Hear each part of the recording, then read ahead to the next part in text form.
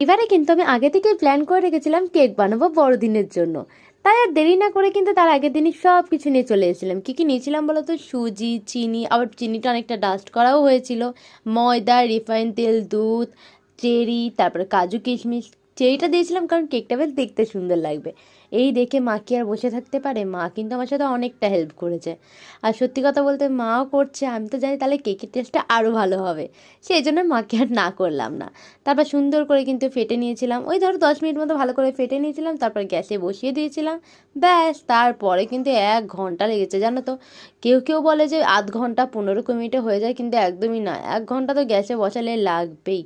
ব্যাস, তারপর আমার রেডি হয়ে গেছে কেক। আমি ভাবতেই পারিনি যে এত সুন্দর হবে, এতটা সফট হয়েছে ভাবতেই পারিনি।